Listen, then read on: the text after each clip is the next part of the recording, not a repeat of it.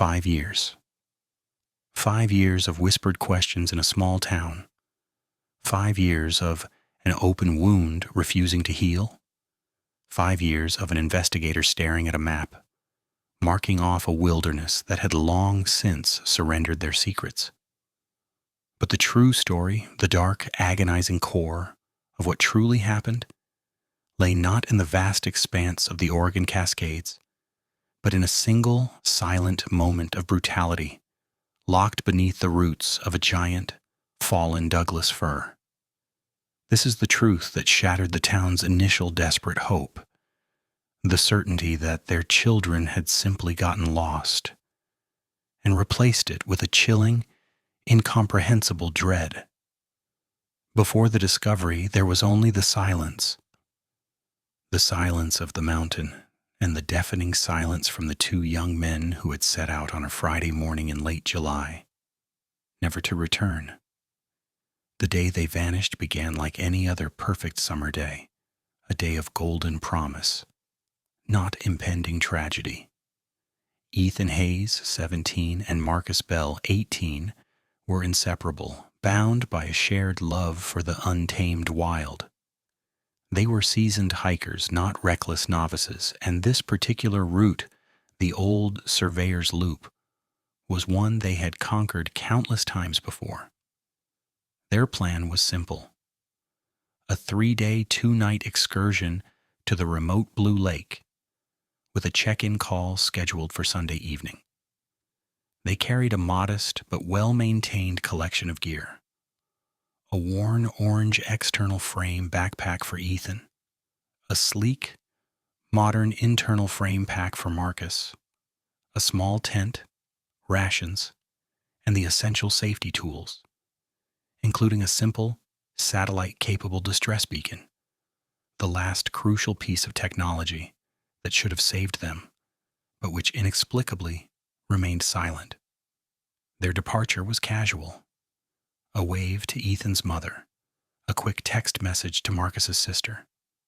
Small, unremarkable moments now frozen in time, framed by the crushing certainty of what came next.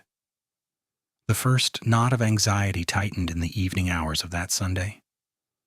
Marcus's sister called Ethan's mother. The check-in call was late. Not unusual for a teenager deep in the woods, surely, where battery life could dwindle and signal could fail. But as Monday morning dawned, an invisible, toxic certainty began to seep into the community. The boys were now overdue. The local sheriff's department, a small unit accustomed to lost dogs and minor property disputes, moved swiftly, if a little reluctantly, into action. Initial reports suggested a simple miscalculation, a sprained ankle miles from the trail, a predictable, if agonizing, rescue operation. A helicopter was scrambled, its sharp, mechanical whirring tearing through the vast, primeval calm of the forest. Search teams, a blend of weary deputies and hardened volunteer SAR veterans, began their agonizing grid search, moving in slow, deliberate lines. The only certainty they possessed was the trailhead where the boys' older, slightly battered pickup truck remained parked, untouched, and utterly forlorn. The sheer vastness of the Cascades immediately became their adversary. This was not a park. This was true wilderness, a dark, dense cathedral of ancient trees and deep ravines, where a person could disappear permanently just 20 feet off the main path. Days blurred into a week. Hope, initially a burning, insistent beacon, began to flicker and shrink under the relentless search efforts that yielded nothing. Not a dropped water bottle, not a single footprint off trail, not a whisper of a signal from the distress beacon. Its absence, a maddening, paradoxical piece of the puzzle. It was as if the boys and their gear had simply been lifted from the face of the earth. Investigators led by the quiet, intensely focused Detective Lena Hansen began to pivot. If the trail yielded no trace, perhaps the perimeter was the key. They began interviewing the last people who saw them: the gas station attendant near the trail, the elderly couple who drove past their parked truck. The narrative started to solidify. 2 well-prepared young men, 2 backpacks, a 3-day itinerary.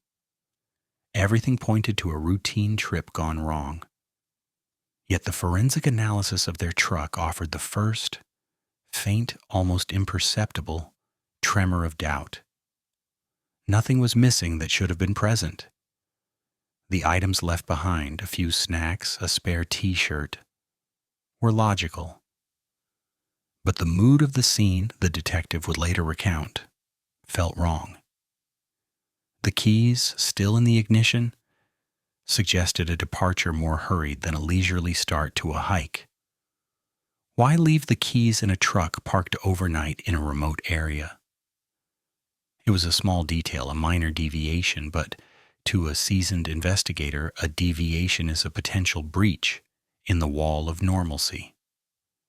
The initial assumption, a hiking accident, was being subtly, slowly eroded, replaced by a darker, more ominous possibility. The wilderness, they realized, might not have been the killer. It might have been the tomb. The search was eventually scaled back, a crushing necessity in the face of zero evidence, leaving behind a family in perpetual dread and a mystery that grew colder with every passing season, cementing the case in the grim, ever-expanding file of the permanently missing. The sheer emotional weight of that decision to stop actively looking was a palpable thing, a moment of profound tragedy the town was forced to endure, and the mountain once again settled into its enduring, unnerving silence, holding its secrets close. The official narrative settled, heavy and unsatisfying, on the lost and presumed dead conclusion. Yet, for Detective Hansen, and more agonizingly, for the boys' families, this was no ending, but a perpetual open loop of uncertainty. The vastness of the search area was used by the official report as a shield, a logical explanation for why 2 bodies had never been recovered. The simple, accepted explanation was that they had suffered a catastrophic fall, their remains buried deep in an inaccessible crevasse or swept away by the swift, icy runoff of the late summer streams. But Hansen could not shake the feeling that the mountain was being blamed for a crime it did not commit. Over the next 4 years, the investigation transformed from an active search into a cold case review, a meticulous, almost desperate attempt to find an anomaly in the established facts. Hansen revisited every single piece of evidence, every interview, every aerial photograph. She focused on the missing distress beacon, a piece of technology engineered to prevent such a total disappearance. The manufacturer confirmed it was a robust, self-testing unit, highly unlikely to fail without physical damage. If it had been activated, even briefly, it would have sent a burst signal. It had never transmitted. This was the critical pivot point. The silence of the beacon now spoke volumes. It suggested the boys had been prevented from using it either by a sudden, overwhelming event or by a third party. The narrative shifted completely. This was no longer a rescue mission. It was a homicide inquiry without a body or a scene. The focus turned from the wild, untamed nature of the terrain to the small handful of human contacts in the area that weekend. The Surveyor's Loop was not a popular trail.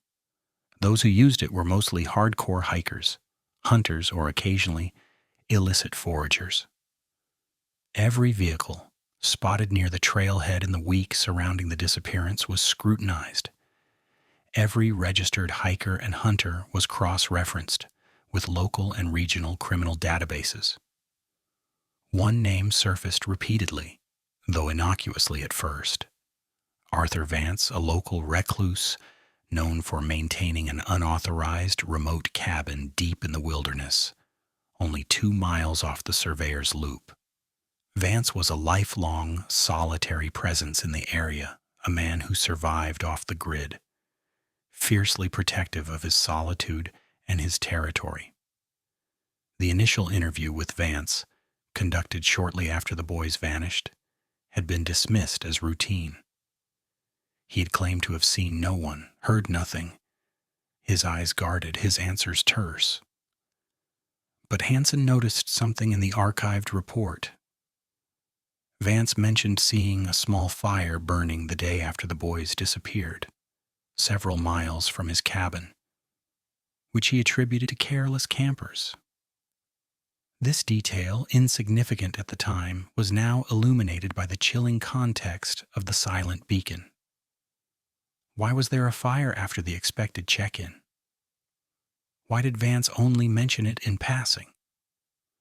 The detective obtained a warrant to search Vance's remote property, a difficult legal maneuver given the years that had passed and the lack of concrete evidence. The search team found no blood, no obvious sign of struggle. Vance, who was cooperative to the point of disinterest, allowed them to scour the small rustic cabin in the immediate clearing. The team left empty-handed, disappointed, yet still feeling the unsettling dread the man's isolation seemed to emanate. But Hansen possessed a deep understanding of human nature, a trait crucial for cold case work.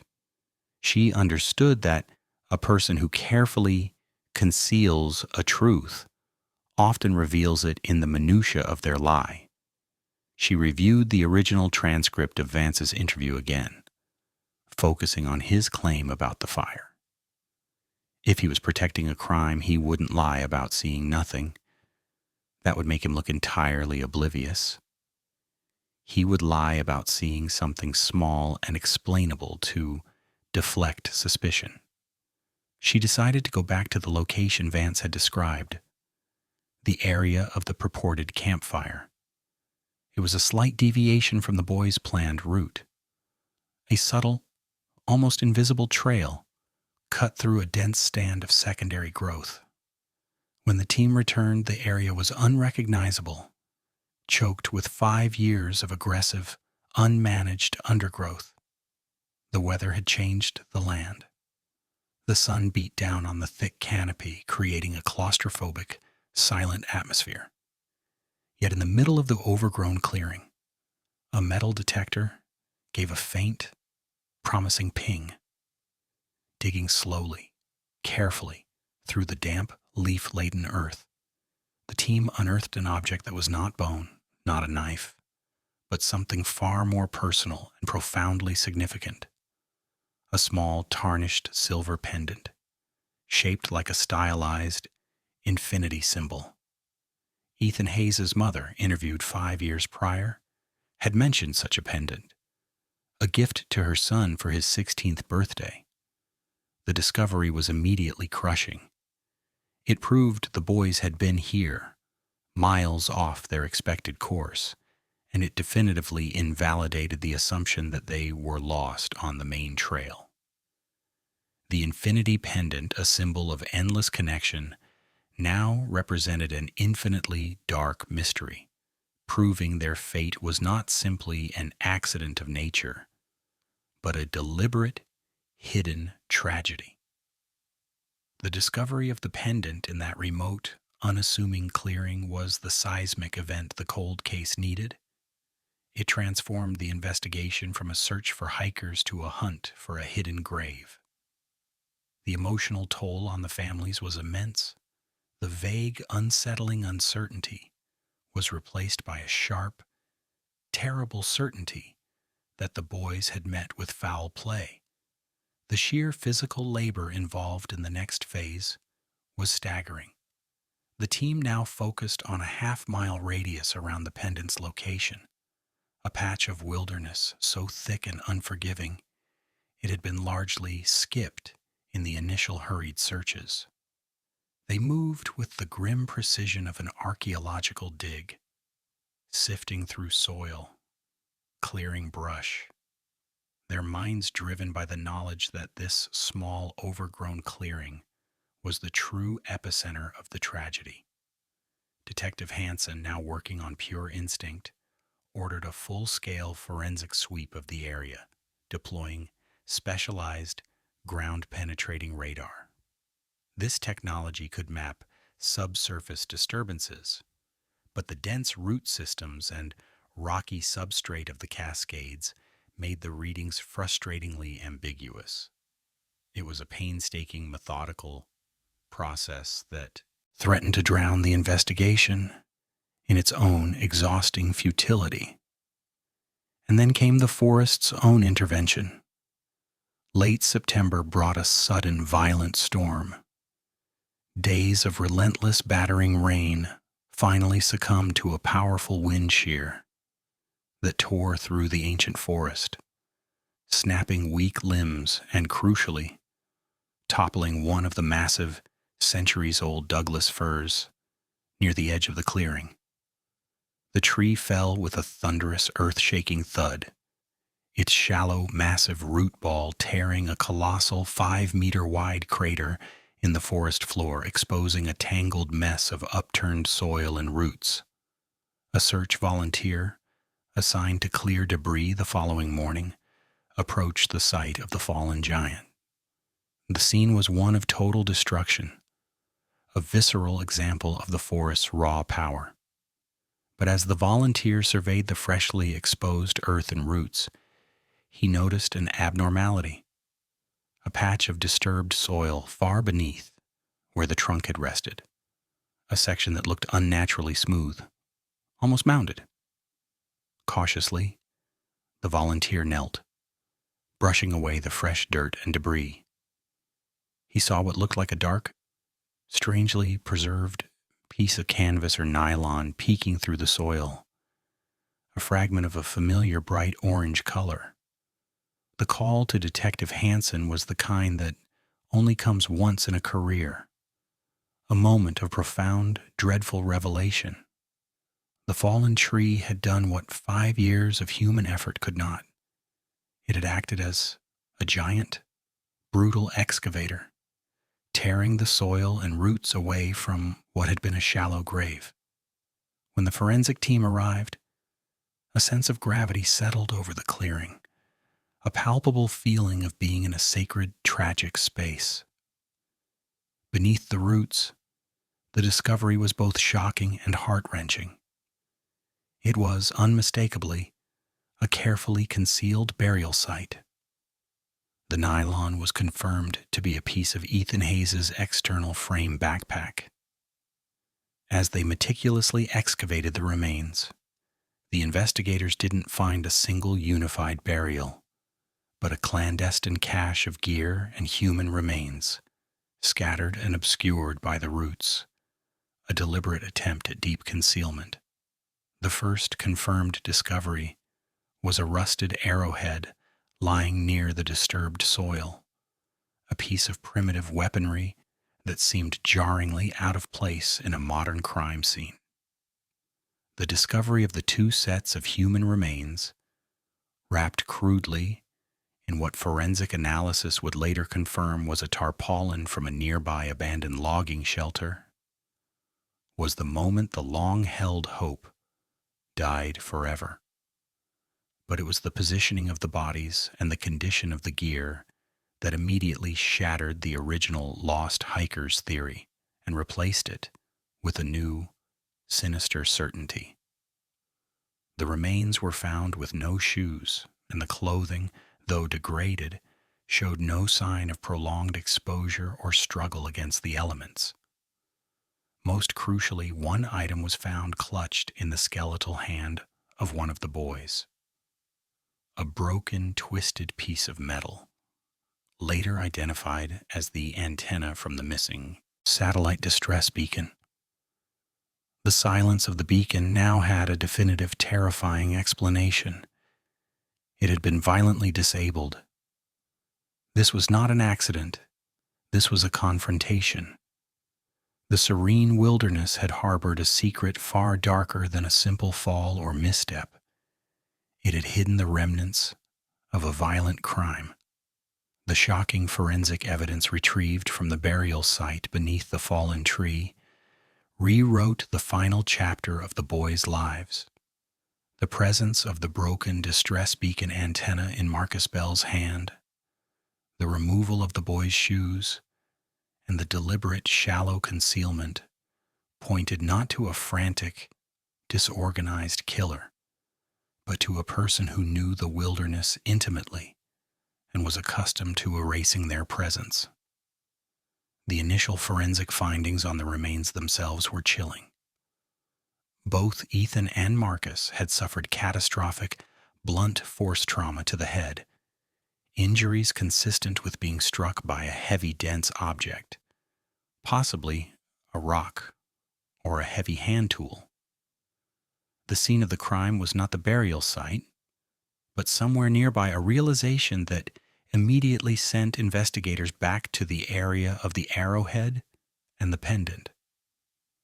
The arrow, though ancient in design, was a crucial piece of physical evidence, a rusted, almost ceremonial object that seemed to carry the scent of territorial warning rather than a casual hunting accident. Detective Hanson's focus narrowed with lethal precision onto the man who lived only 2 miles away and had lied about seeing nothing, Arthur Vance. The old recluse had a documented, almost paranoid hostility toward anyone encroaching on his section of the forest. The motive was starting to crystallize. Not a crime of passion or robbery, but a territorial killing, a brutal enforcement of a self-declared, invisible boundary. Hanson's team immediately obtained a second, far more intrusive warrant for Vance's property, this time with the backing of a confirmed double homicide. They descended on his cabin like a dark, relentless wave. This time they were not looking for a body, they were looking for a tool, a weapon, and an alibi that would finally crumble. The interior of the cabin was Spartan, meticulous, and seemingly innocent.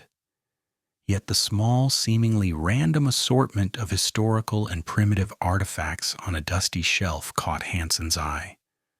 A collection of found items, including a rusty early 20th century trapping snare and a variety of homemade traditional wooden implements.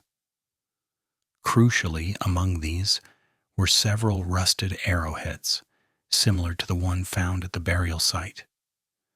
They were primitive, yet distinct, a hallmark of an individual obsessed with the past and deeply distrustful of the modern world.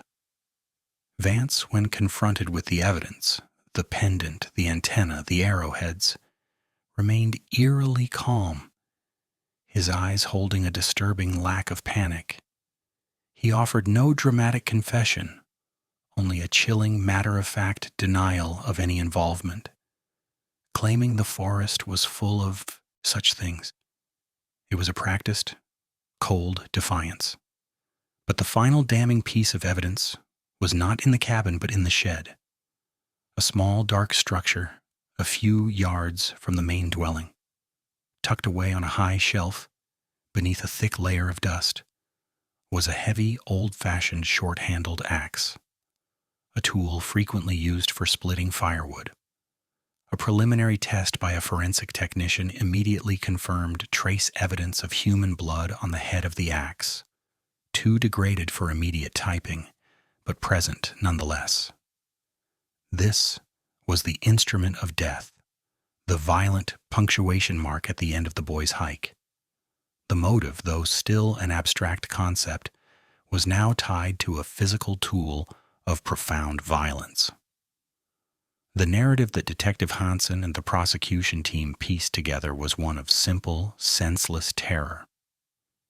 Ethan and Marcus, deviating slightly from their known route, likely wandered into Vance's self-designated territory. Perhaps they paused for a break, or simply misread the faint, unmarked trail.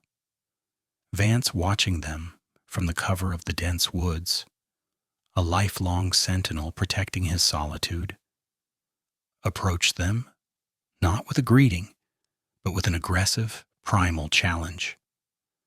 A verbal confrontation, sharp and brief, likely escalated when the boys asserted their right to be there. In a flash of territorial rage and the sheer brutal desire for isolation, Vance lashed out, using the heavy axe to deliver the lethal blows, ending their young lives in a moment of shocking, permanent darkness. The sheer tragedy of the final sequence of events was that the boys, in their last, desperate moments, had acted with the clarity of survivalists. Forensic analysis of the soil surrounding the grave revealed fine, almost invisible scratch marks, suggesting a brief struggle not for life, but for communication.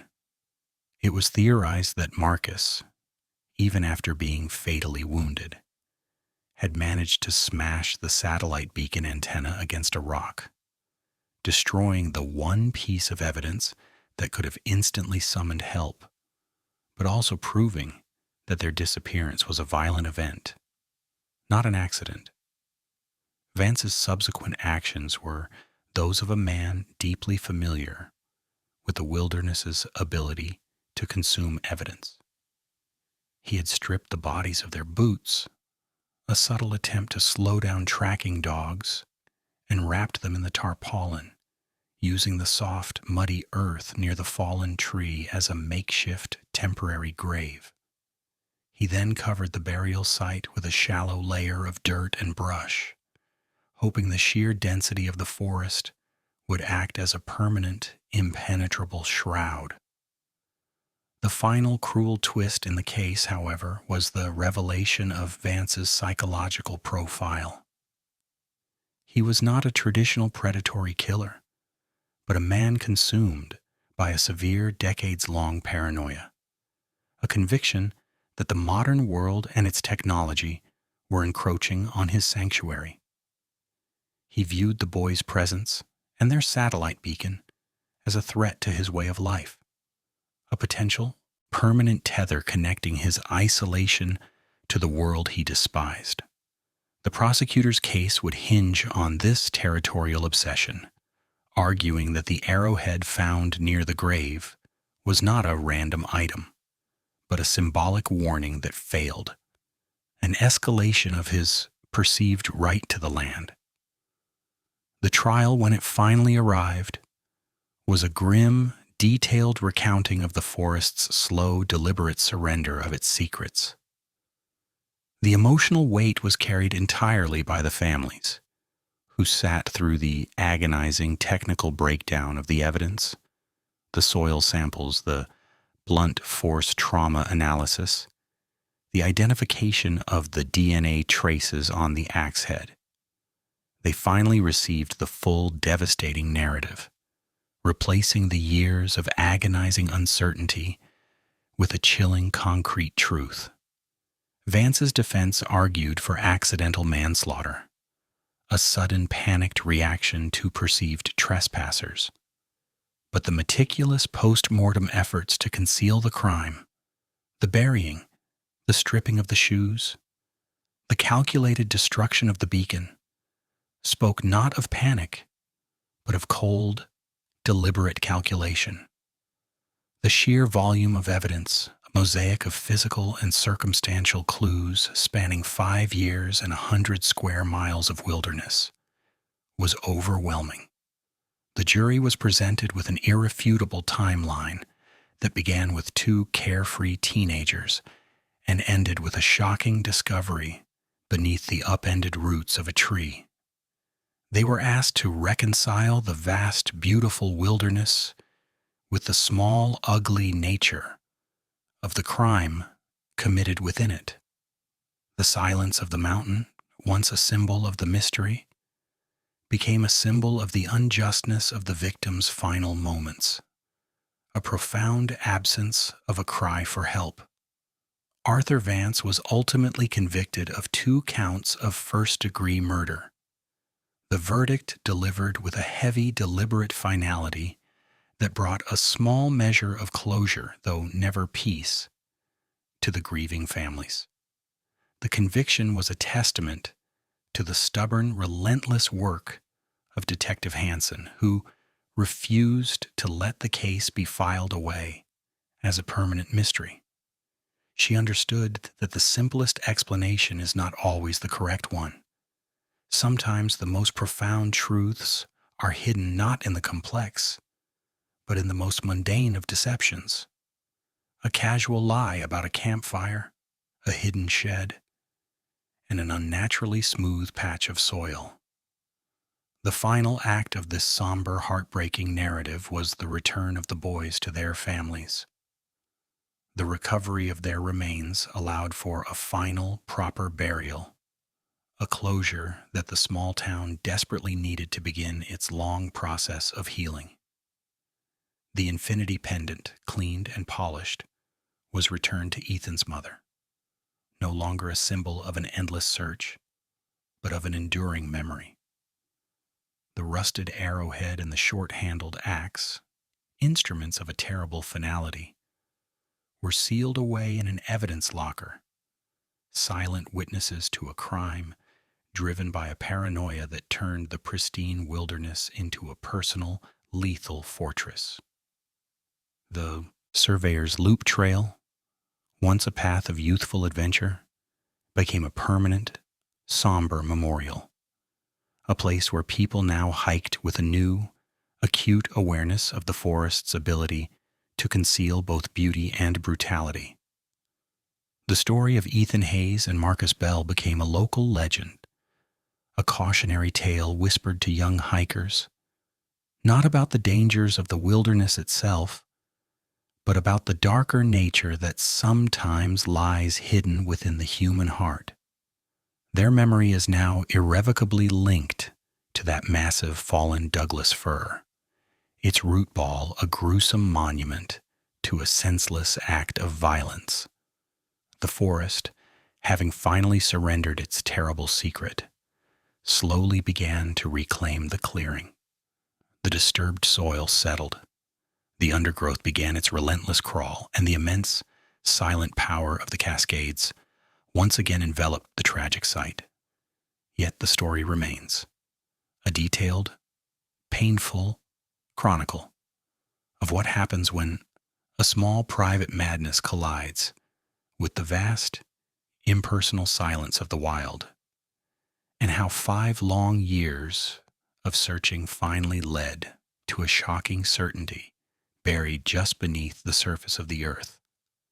The question that remains a haunting echo in the valley is, how many other secrets does the mountain still hold? How many other unseen boundaries are being fiercely guarded in the vast, whispering silence of the ancient trees?